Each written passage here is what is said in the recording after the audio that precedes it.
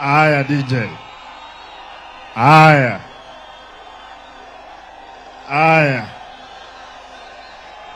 Aya. Aya. Vijana hoye. Vijana hoye. Mnanipata kweli kule ama umeona nimesimama tu ndio hizo speakers tafadhali tunaomba mtupee kwa sababu inaonekana watu hawapati kule. Naona watu wamekaa, they are constraining kwa kutupata. Migori hoye. Nyamira hoye. Kisii hoye. Haya. Your Excellency the President, the Deputy President, na viongozi wote na wananchi watukufu, nataka nitakuwa mfupi na nikiendelea kwa sababu I'm saying kuna shida kule. Kwa hivyo kabla rais asimame, tafadhali wale watu wa sound hakikisha kwamba wale watu wa kule wanapata hii sauti.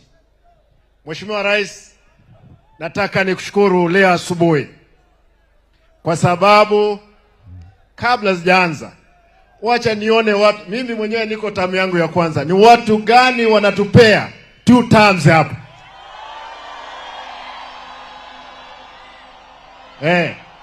Bwana, hata mimi nataka tamu yangu ya pili.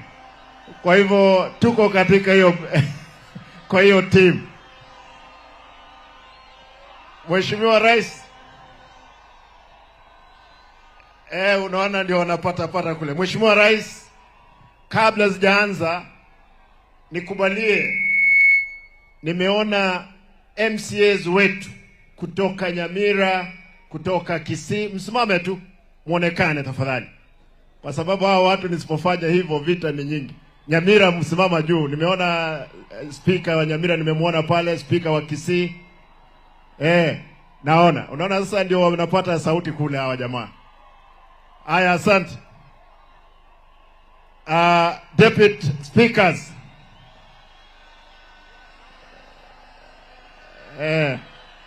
Hiyo sauti ilikuwa mbaya mapema. Asanteni. Asante. Deputy Speakers tafadhali, speaker wa Deputy Governors. Deputy Governor wa Kisii yuko hapa Obebo na Daktari Gesami kutoka Nyamira. Kabla sijaongea, mtanikubalia nimwite mwenzangu Mheshimiwa Governor wa Nyamira atusalimie. Nataka nileta apology Mheshimiwa President ya Governor wa Migori kwa sababu yuko kule Nairobi kwa Senate. Ndio sababu hako pamoja na sisi. Mheshimiwa Nyaribo, Nyamira.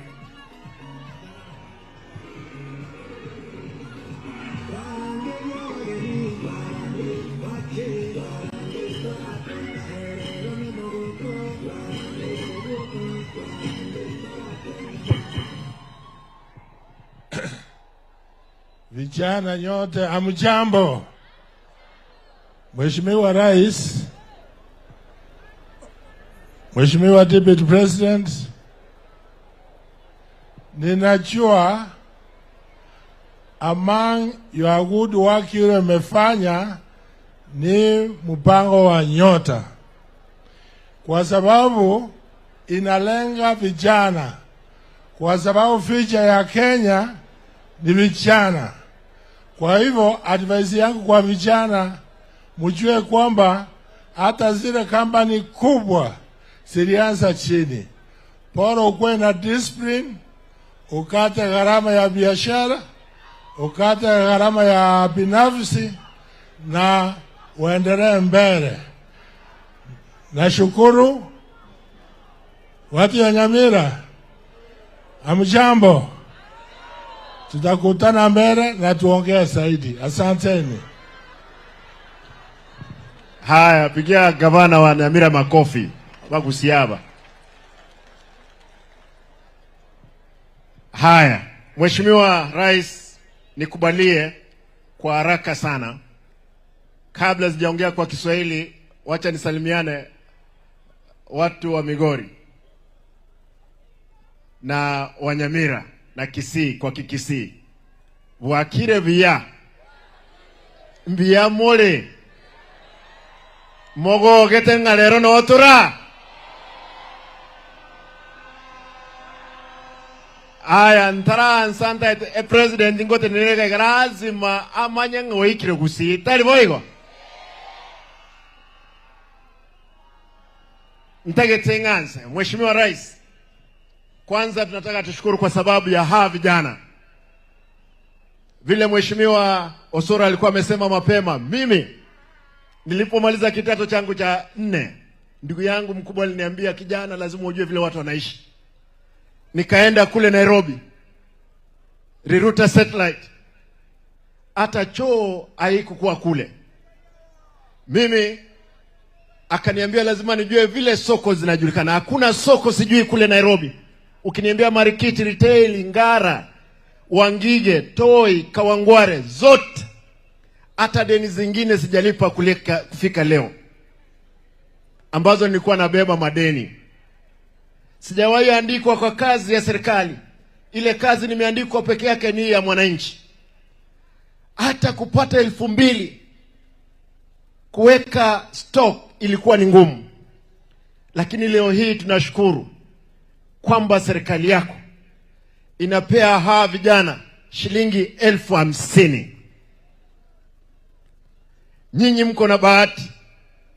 How I wish ningekuwa siku zile na mimi nianze kule.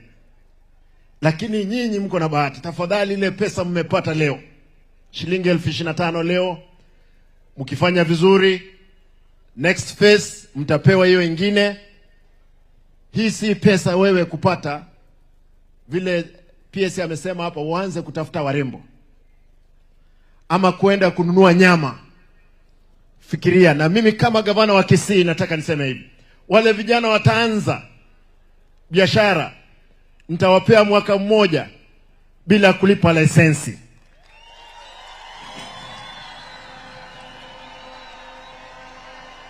Kwa hivyo hiyo data nitakuwa nayo, nitaambia watu wangu wasilipishe lisensi kwa biashara ambao nyinyi mtaanza. Pili, nataka niseme hivi, Mheshimiwa Rais, uwanja huu tupo. Nakumbuka wakati Baba Raila Amolo Odinga alikuwa hai, tulikuja kule State House. Wewe mwenyewe ukasema utatupea shilingi milioni 500 kwa uwanja huu. Tafadhali utakaposimama, Mheshimiwa Rais, wewe tuambie procurement imefika, ndiposa tumalize uwanja huu. Mheshimiwa Rais, uwanja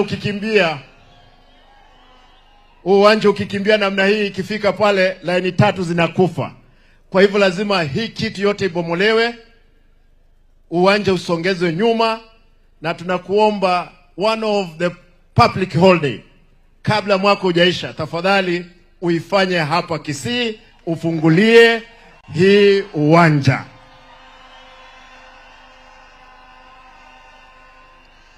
Mheshimiwa Rais, nataka nikushukuru kwa sababu uliahidi soko la Nyambera ambalo tukimaliza saa hizi nitauliza wale wote wako hapa tuende kuangalia. Limeanza, limejengwa, kila mtu tafika pale na mnajua kwamba mtarudi hapa uwanjani, ndiposa watu waende nyumbani baadaye. Wakati rais ameenda, mimi nimeongea na nyinyi, watu wajue ni vipi tunaenda nyumbani.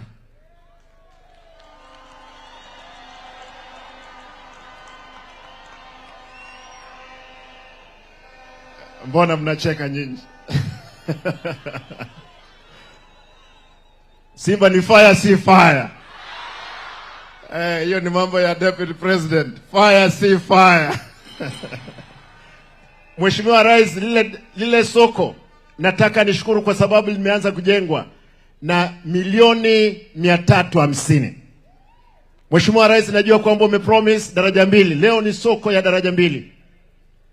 Na umetupea, jana tulikuwa katika mkutano, umetupea 900 million kumaliza lile soko la daraja 2. Tunashukuru, asante sana. Mheshimiwa Rais, hapa Nyanchwa nilikuuliza kilomita 10 lakini ukaamua ukanipa 5 na ni 400 million. Najua kwamba hiyo tende imefanyika. Mheshimiwa Rais, ni Rais ama ni Rash? Nilikuwa naongea Kikisii kidogo bwana. Mheshimiwa Rais, hapa Nyanchwa hizo barabara kabla hujakuja mwezi wa 8 ama wa 9 itakuwa imekamilika.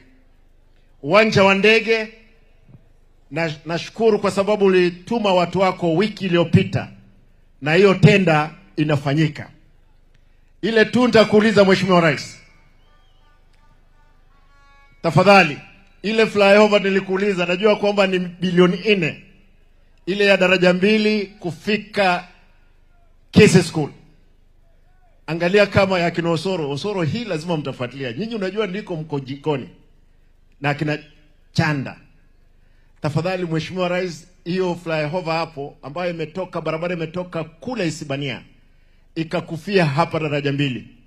Na nakumbuka Mheshimiwa Rais ukiniambia unataka hiyo flyover, tunahitaji ivuke pale ikwende kule. Utaiona wakati tunapita pale. Mwisho, nikubalie nisema haya. Mimi kama gavana wa Kisii na deputy party leader wa chama cha ODM,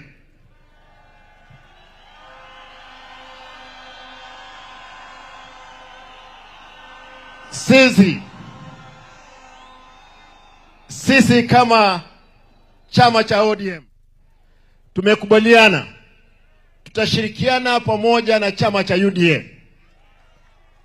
Unajua Your Excellency, nilikuwa nimesema mapema, unajua ng'ombe yako iko na maziwa nyingi, na nikaambia watu wangu hapa, hii ng'ombe ambao tunalisha wacha tukamue.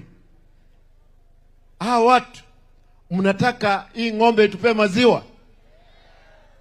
Muko tayari? Unajua nikisema hivyo sijaita Mheshimiwa Rais kwamba yeye ni ng'ombe. Yeye ni rais ni kwa sababu unajua ni juzi nimesema kule Western kwa Mheshimiwa Oparanya kwamba we have sent 5 our German shepherds. Tumeituma katika serikali ya William Ruto.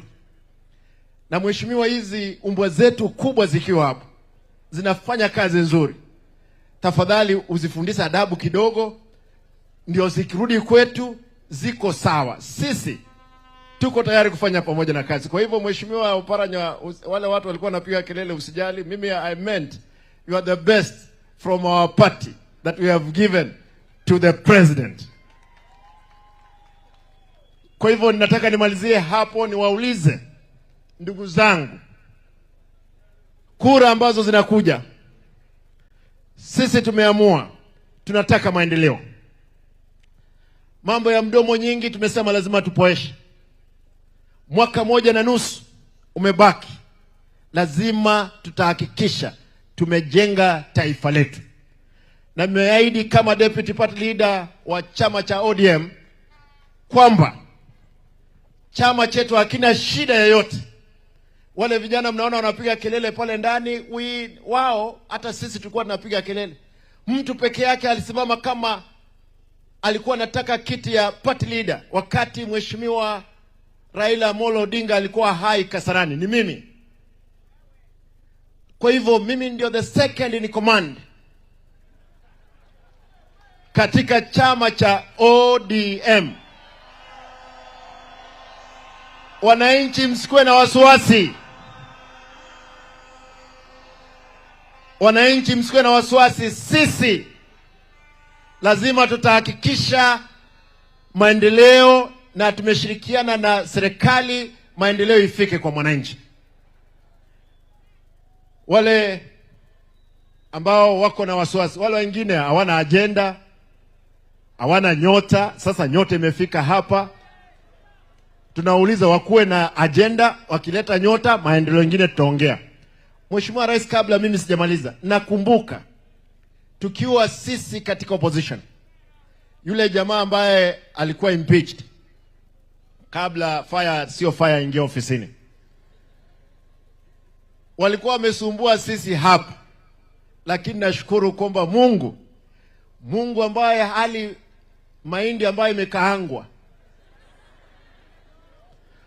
Mungu ambaye akuli githeri ama nduma, ni mkubwa. Leo hii tuko pamoja, tunajenga taifa la Kenya.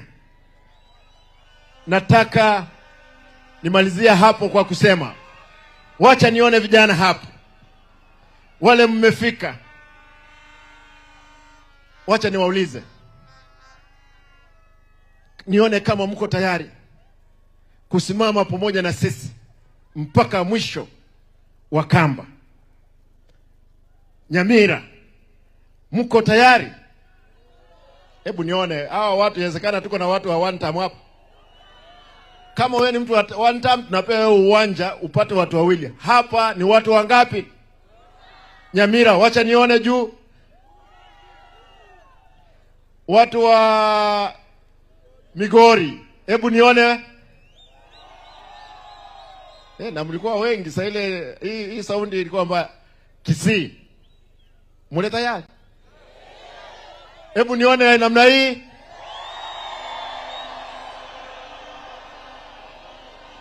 Wale ambao wamekuja kuangalia vijana wakipata hii shughuli.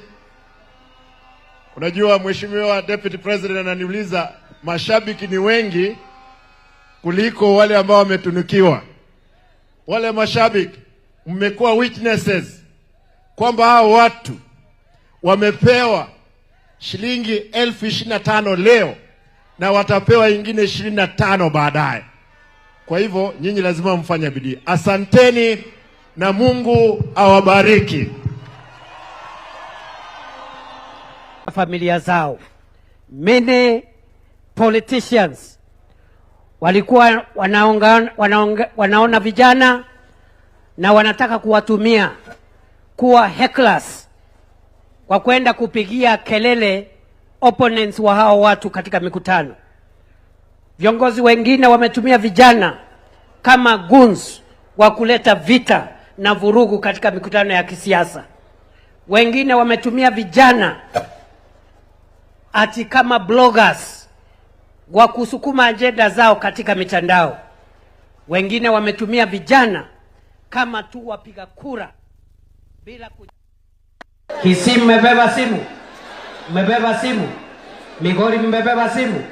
Wacha nione simu, kwa sababu tunataka tuhakikishe kwamba kila kijana ambaye ako hapa beneficiary anatoka hapa na pesa yake. Leo ni leo, usema kesho. Nyota ni fire, si fire. Naomba tusimame tukaribishe rais. Nyota ni fire, si fire. Rais Nyota ni fire, si fire.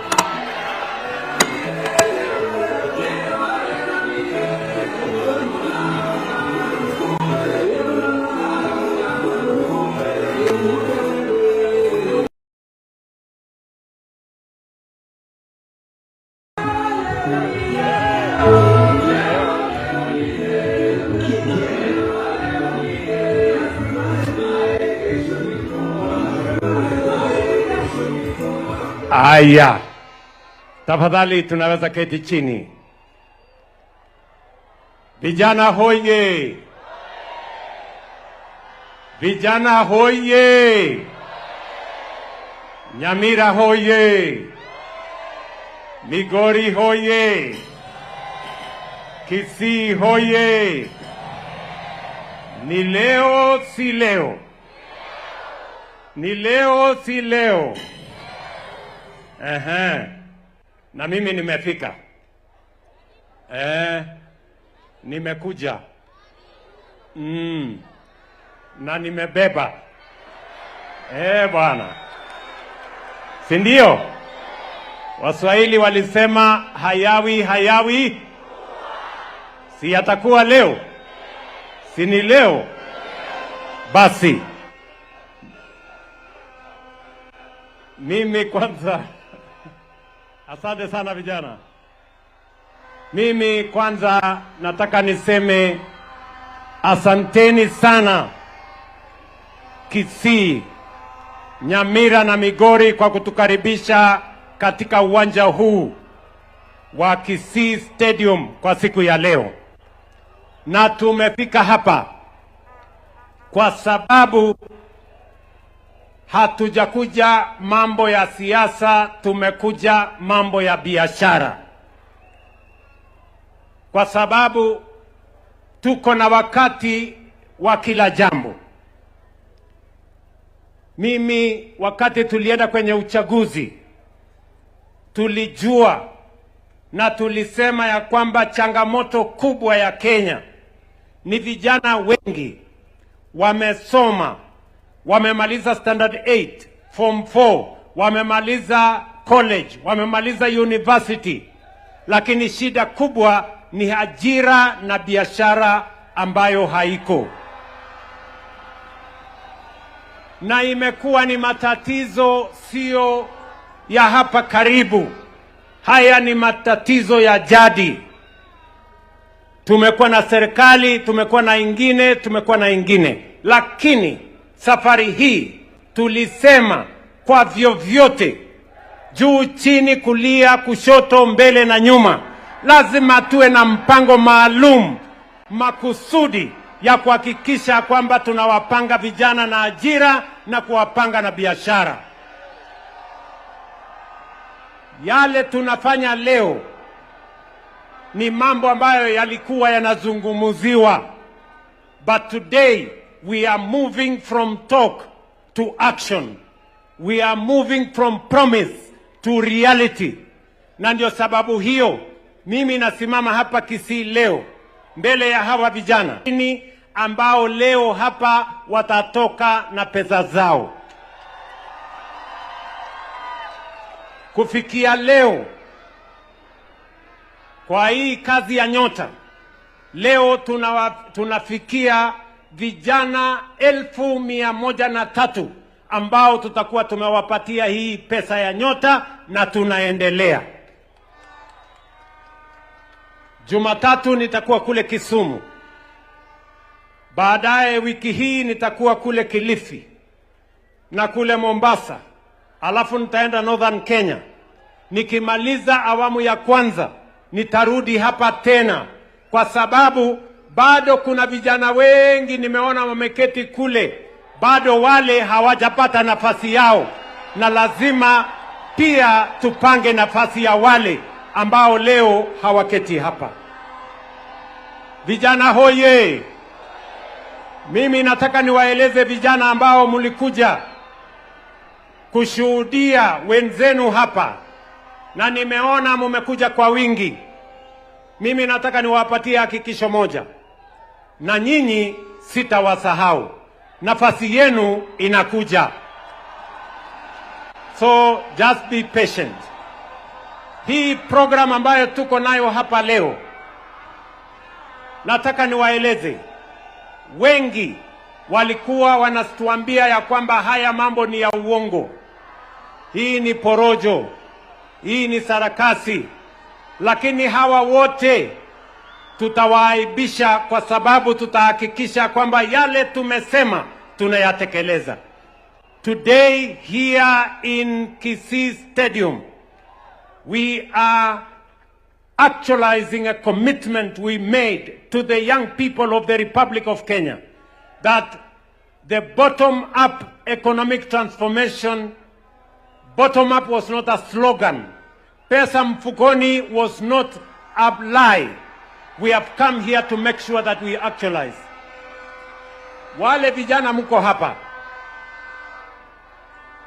ni kutoka kila ward, every ward in Nyamira, in Kisii and in Migori is represented here today. That's what we meant when we said bottom up. We wanted to look for young people from every corner, irrespective of their standing, irrespective of their political persuasion, irrespective of the communities they come from. We wanted to make sure that everybody, na hapa tuko na vijana wamesoma form 4, tuko na wengine wamewacha form 3, tuko na wengine wamewacha form 2, wengine standard 8, wengine hata shule hawajaenda, lakini kwa sababu ni vijana wa Kenya wako hapa leo, kwa sababu bottom up was a reality we must live in the Republic of Kenya. No young person in Kenya is going to be left behind.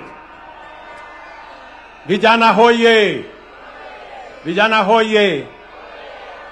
Kama mtu hajapata bahati ya kwenda shule, ama alifika standard 8, ama hakumaliza form 4, ama alimaliza form 4 hana ujuzi na hana kazi, sio makosa yake. Na ndio sababu serikali ya Kenya lazima ipange ajira, ipange biashara ya wale waliopita mtihani na wale hawakupita mtihani pia lazima tuwapangie maisha yao tuweze kusonga mbele pamoja.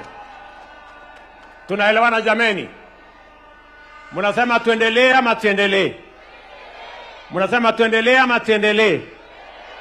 Na ndio mimi nataka wale vijana wameketi na huko na nyinyi mlioketi na hapa, munisikize kwa makini. Hii mradi ya Nyota, hii program ya Nyota itafikia vijana 1820 Kenya.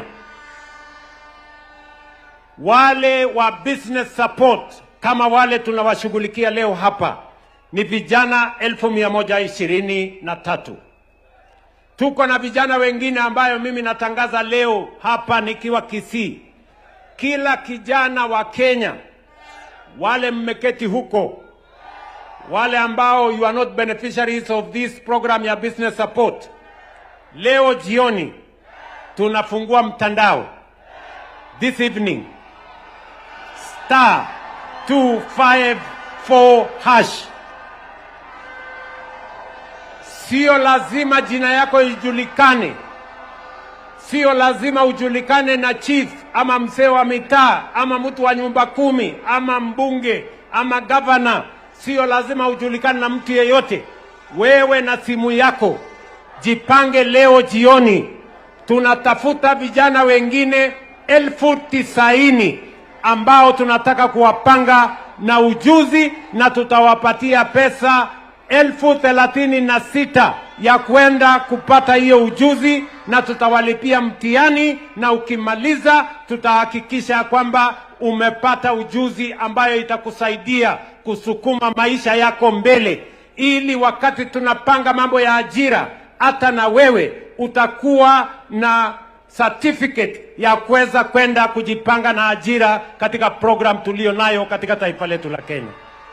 And therefore I want to tell the young people who are not beneficiaries of this program today, you have an opportunity this evening to register *254# for the program ya kuhakikisha kwamba kama kuna kijana amemaliza shule ama hajasoma kumaliza shule lakini huna ujuzi yeyote, wewe unataka kuwa fundi, wewe unataka kuwa electrician, wewe unataka kuwa mason, unataka kuwa carpenter, unataka kuwa tailor, unataka kufanya ujuzi ingine yeyote, tuko tayari leo jioni ujipange, tukusaidie upate hiyo ujuzi ndio uweze kujisimamia na kusimamia familia yako. Vijana hoye! Vijana hoye!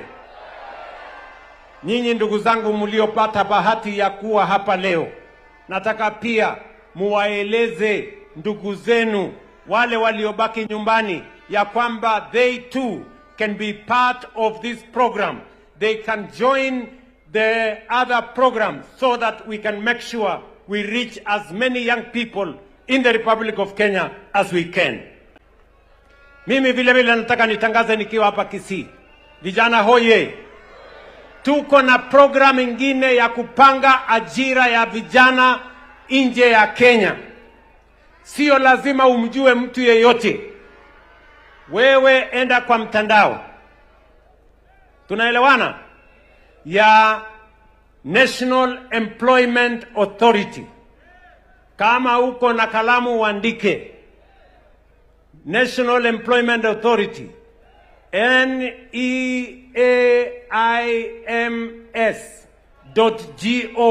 NEIMS.go.ke. Hapo uanze kujipanga na ajira. Utaona nafasi ya kufanya kazi nje ya Kenya. Sisi kama serikali tumehakikisha ya kwamba nafasi zote zinazopatikana duniani kote ya ajira, kama ni Marekani, kama ni Uingereza, kama ni Ujerumani, kama ni Ufaransa, kama ni UAE, kama ni Dubai, iko pale katika mtandao. Na kama huna pesa ya kulipa tikiti ya kwenda ng'ambo, serikali ya Kenya tutakupangia vile utapata tikiti. Bora ukifika huko urudishe hiyo pesa, ndio tuhakikisha kwamba mwenzako, ndugu yako, anapata nafasi pia ya kwenda ng'ambo. Sikizeni vijana wa Kenya, musikubali propaganda ya watu ambao wanaongea mambo ambayo hawajui. Watu wengi watakuambia program ya Nyota ni scam. Kwani hawa vijana wameketi hapa ni scam? Hawa ni watu kamili ama hawa ni watu ambao wamekuja hapa wasipojua mahali wanaenda? Ninyi mmejituma. Hawa vijana walio hapa leo, you are heroes of this program. Kwa sababu wakati wengine walikuwa wanaambia is a scam, nyinyi mliamua mkasema wacha nijitume hapa. Wewe ukachukua simu yako, ukadial *254#, ukaenda pale kwa Nyota, ukafuata taratibu, ukafuata maagizo, ukaenda training. Leo uko hapa, utaondoka na pesa kwa mfuko, na Kenya itaweza kusonga mbele. So I want to tell the young people of our nation, do not believe the naysayers. They have nothing to offer us. They have no plan, they have no agenda, they have no vision, they cannot tell us anything. And I want to commit that every program we have undertaken, kwa hiyo program ya export of labor, hiyo nimewaambia, tuko na vijana 1530 kufikia leo ambayo wamepata kazi nje ya Kenya in the last 3 years. Na tunaendelea kila wiki, tunatuma vijana 300 every week, wanaenda ng'ambo kufanya kazi, watuletee dollars tuweze kujenga Kenya. Vijana vile vile mimi nataka niwaeleze, tulikubaliana kazi ni kazi. Ni kweli ama si kweli? Mahali kazi itapatikana tutafanya. Ni kweli ama si kweli? Na mkiniona hapa, kama mimi ningekuwa sio mtu wa kujituma, mimi singekuwa hapa. Tunaelewana? Mnanielewa? Kama singekuwa mtu wa kujituma, I would not be here. Ningekuwa ofisini, si ndio? Nikizunguka kwa meza hapo na bwana rais, excellency, Lakini nimejituma hapa kwa sababu nyinyi vijana ni wa muhimu katika taifa letu la Kenya. And I must work for you. This administration must work for you, because that is how we are going to move Kenya to the next level. That is how we are going to change this country. That is how we are going to move this nation from a third world nation to a first world nation in our lifetime. Na mimi nataka niwaeleze inawezekana. Tumekubaliana my friends. Nikiondoka hapa saizi, mimi niliwaeleza wa Kenya ya kwamba tutakuwa na program ya housing ambayo itatupatia nafasi ya ajira ya vijana. Nikitoka hapa saizi naenda Nyambera. Pale tunajenga soko ya milioni 350. Tuko na vijana zaidi ya 350 wanafanya kazi pale. Hapa Kisii tumeweka pesa bilioni 33. In the history of Kenya, there has never been an administration that has spent 33 billion in Kisii County in 3 years. We are spending 33 billion in this county. Hapa kwa prisons hapa, mimi niliwaeleza prison hii iko hapa katikati ya mji wa Kisii. Prisoners wataenda huko kwa shambani. Prisoners hakuna kazi wako naye ndani ya CBD. Inawezekanaje tunachukua wahalifu tunakuja kuwaweka center of town? Hawa wahalifu tutawapeleka huko kando. Hapo kwa mahali ya prison saa hizi, nimetangaza kandarasi next week, tunajenga nyumba 10,000 hapa Kisii. Na nitahitaji vijana 3,000 wa kufanya hiyo kazi.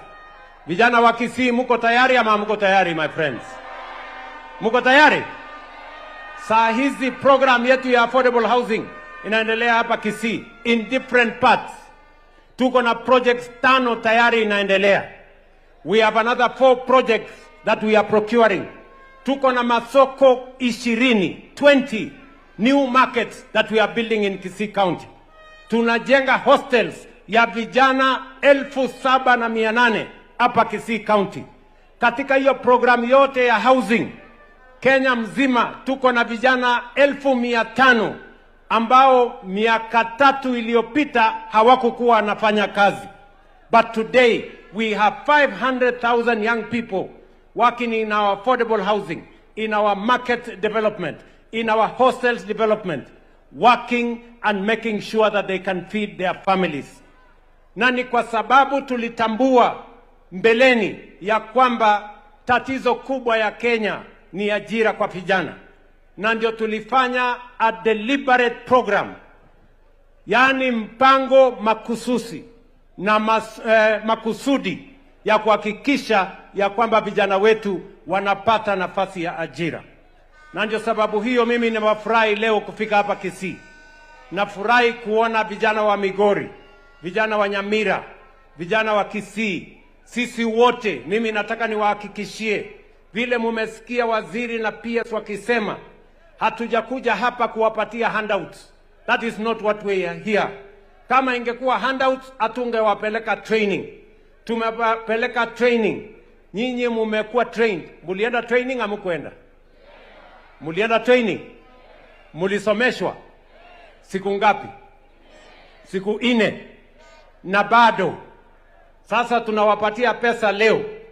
Lakini tunafuatana na nyinyi kwa sababu tunataka hiyo biashara unaenda kuanzisha, tutatembea na wewe ili hiyo biashara isirudi nyuma. Tukusaidie, tukupatie mentorship, tukuongezee pesa na tukuonyeshe baada ya hiyo 50,000 pia tutakuambia mahali utaweza kukopa 50,000 ingine na 1,000 ingine 100 ndio uweze kukuza biashara yako, uajiri vijana wengine na utusaidie kujenga uchumi wa taifa letu la Kenya. Vijana hoye. Mnanisikia? Mnanielewa? Unajua vile mumeketi hapa ni dhihirisho maalum ya kwamba this is not a joke. This is not what we are being told. This is reality. Unajua kama ningetangaza nikiwa Nairobi kwamba vijana 8,800 wa Kisii, Nyamira na Migori wanapata pesa, wangeniambia mimi ni muongo. Sasa nimekuja hapa mwenyewe na vijana ndio hawa. Sasa mniambie this is how reality looks like. Tunaelewana jameni? Na hawa watu wanasema hiyo fitina mingi, we are going to shame them because they are going to see the reality of our commitments, the reality of the projects and programs that we committed ourselves when we wrote our manifesto. Kwa hivyo ndugu zangu vijana, mimi nataka niwaeleze leo ni siku yenu. Na nimewaeleza ya kwamba hatuwachani na nyinyi. For the next 6 months tuko na nyinyi bumper to bumper. Tunatembea na nyinyi safari moja until each and every one of you succeeds. That is when we will agree with you how you move into the future. Muko tayari ama muko tayari? Muko tayari ama muko tayari? Nasikizeni. Wacha niongee na watu wa Kisii. Kisii hoye! Kisii hoye! Sikizeni ndugu zangu. Hii Kisii, mimi leo nimekuja kwa program ya Nyota. Lakini mimi nakuja hapa mwezi ujao kwa program ya maendeleo ya Kisii. Mimi nimekubaliana na hawa viongozi wenu wa Kisii. Nimekubaliana na gavana wenu Simba Arati na hawa wabunge wote. Na tumekubaliana ya kwamba Kisii hii tutaibadilisha, sio kwa maneno, sio kwa vitimbi, sio kwa sarakazi, kwa mpango ya maendeleo na sera ya kubadilisha Kisii. Na mimi nataka niwahakikishe kwa vyovyote hii Kisii kwa mapenzi ya Mungu tutaibadilisha. Mimi nitakuja hapa kuanzisha ujenzi na kumalizia airport yenu hapa Kisii. Hiyo airport tulijaribu kutafuta sehemu nyingine ya kujenga airport tukakosa, tukasema hiyo airport we are going to renovate, tutaijenga upya, tutaongeza runway na tumeweka shilingi milioni 400. Mimi nakuja na contractor in the next 1 month tukuje tuanzishe. Mimi nakuja hapa daraja mbili. Watu wa daraja mbili waliniambia wanataka soko mpya. Pia tumeweka pesa hapo ya kujenga modern market daraja mbili. Na tuko na soko zingine nyingi.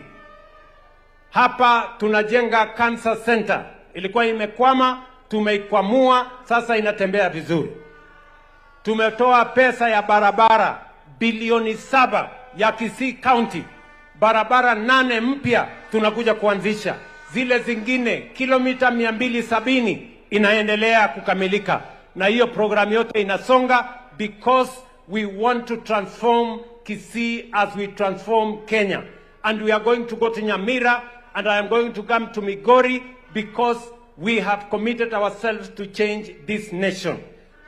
Wale ambao hawaamini watajua hawajui, kwa sababu hii Kenya kwa vyovyote, juu chini, kulia, kushoto, mbele na nyuma, Kenya lazima isonge mbele. Nyinyi mnaamini ama hamuamini, my friends? Tuendelee ama tuendelee? Tuendelee ama tuendelee? Mimi nataka nikamilishe kwa kusema, mimi niliwaeleza Wakenya ya kwamba tulikuwa na matatizo makubwa ya uchumi, lakini kwa bidii ya Wakenya na uongozi ambao tumeweka, uchumi yetu imebadilika. Pale inflation ilikuwa 9.6 imeteremka 4.5. Pale exchange rate ilikuwa 165 imekuja 129. Pale mambo ya reserves yetu ilikuwa 7 billion sasa imefika 12.2 billion. Jana Moody's, an international credit rating agency, wamesema Kenya has now moved to a stable economy. That is not William Ruto saying. That is an international credit rating agency saying.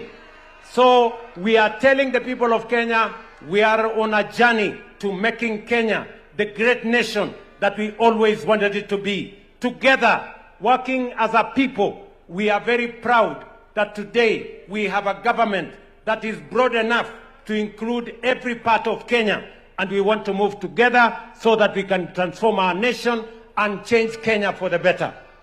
Hii uwanja ambayo mumeketi, Simba ameniuliza. Mimi nilikuja hapa, wao Simba akakuja na wabunge, tukakutana kule kwenye ofisi yangu, wakaniuliza ya kwamba hii stadium haikai kama zile zingine tumejenga sehemu zingine. Na mimi nikakubali. Nikasema tutatafuta milioni 500 tujenge hii stadium. Mimi nilituma watu wangu wakakuja hapa. Walikuja wakafanya utafiti, wakasema ya kwamba shamba haitoshi. Mimi nimekubaliana na viongozi wa hapa, ile agricultural show iko nyuma hapa. Sasa tumesema hiyo show tuhamishe iende mahali pengine, ndio tupanue hii kiwanja tujenge stadium ya kimataifa hapa Kisii. Mimi nataka niwaambie watu wa Kisii, watu wa Agricultural Shows of Kenya wamekubali, na mimi nimetafuta pesa ya kuwahamisha. So wewe Simba usikuwe na wasiwasi. Hiyo pesa ya kuhamisha watu wa show mimi nitalipa waweze kuhama. Na wakihama mimi narudi hapa mwezi ujao, wakati nakuja maneno ya airport, mimi nakuja kutengeneza hii stadium. Na hii stadium, hii upande hii sehemu kubwa hii tutabomoa kwa sababu imekuwa ndogo, ndio tuweze kupanua zaidi. Ilikuwa milioni 500, lakini walikuja wakafanya utafiti wakasema 500 haitoshi. Sasa tumeongeza, imekuwa milioni 770 ya kumaliza hii stadium, ndio Kisii iwe na stadium ya kisasa vile sehemu zingine za Kenya ziko na stadium ya kisasa. Watu wa Kisii hoye! Nasikizeni. Nataka munisikize kwa makini. Hii stadium vile nimesema, Disemba mwaka huu, wakati mtakuwa mnafanya sherehe ya Jamhuri ya mwaka huu, hii stadium itakuwa imekamilika, mtafanyia sherehe ya Jamhuri new stadium hapa Kisii. Wewe Simba na viongozi wa hapa mjipange. Kisii hoye! Sasa imefika ile wakati